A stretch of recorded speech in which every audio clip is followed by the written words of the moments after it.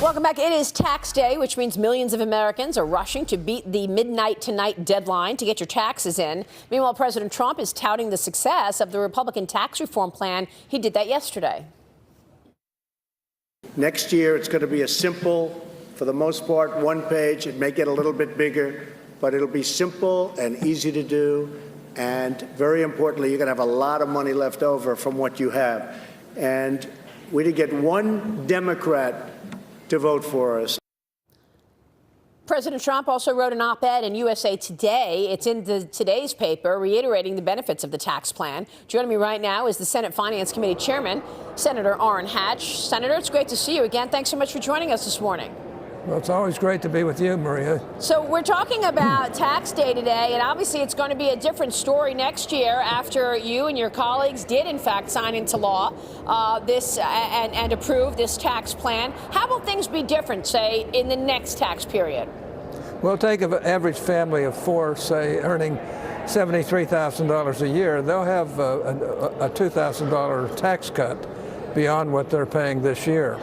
It won't be till next year, but that's what this tax bill will do. And others will save. It's really a major change in tax law that we think will be pretty good, and the president deserves a lot of credit for it. Yeah, he sure does, and so do you, sir. And I know that it has had an impact on economic growth.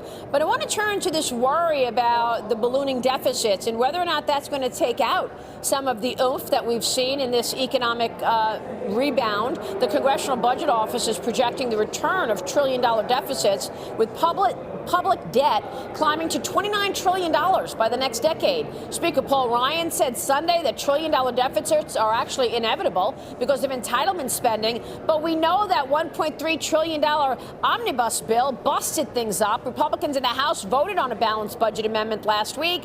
It could have made deficits unconstitutional. Where do you sit on this, sir? Well, Paul Ryan is right. We've got to do something about this, and it just means that Congress has got to pull its weight by cutting back on a lot of these unnecessary programs that are eating us alive.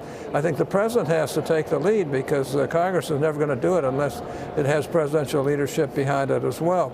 But we're going to have to start getting serious about spending, and I think we've gotten serious about taxing this year. Now let's get serious about spending, and if we can do that, we can resolve all these problems. Keep in mind, Democrats never take into consideration, and some Republicans don't either, the stimulus that will come from cutting taxes for people across the board.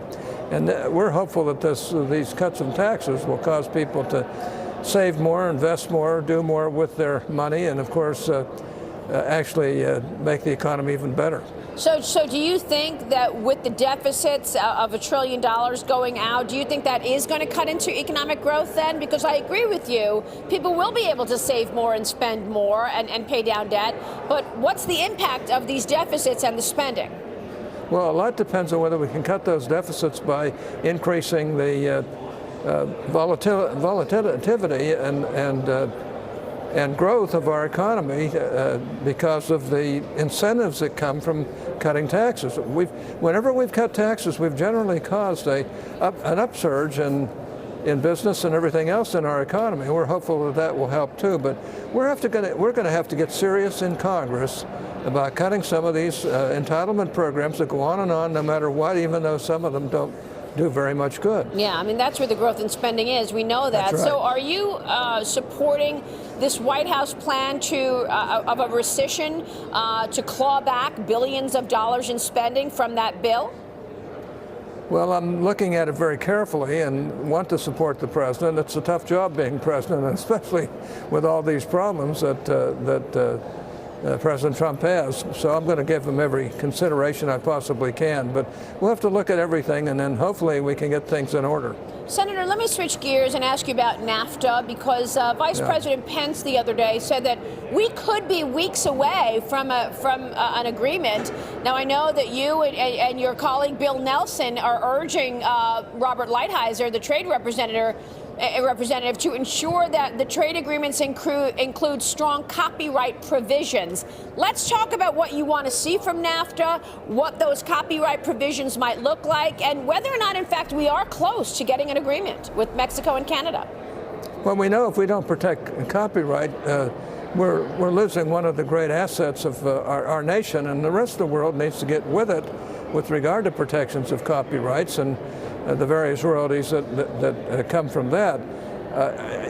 I don't see why anybody would object to doing that, except some people, just because it's another protection, don't want to be involved. But I think we have to be very careful with NAFTA. I'm very concerned about some of the approaches that the administration has raised with regard to NAFTA, and how, you know, it could cause us an awful lot of difficulties in this hemisphere. And I just hope the president will really look this through very carefully and work with us, and we'll come up with a system that I think will work pretty well. So I mean, we got elections in Mexico this summer. You do think we'll have a new agreement in place before those elections, sir? Well, I hope so, and I hope it's an agreement that the Mexican people can accept and that we can accept too.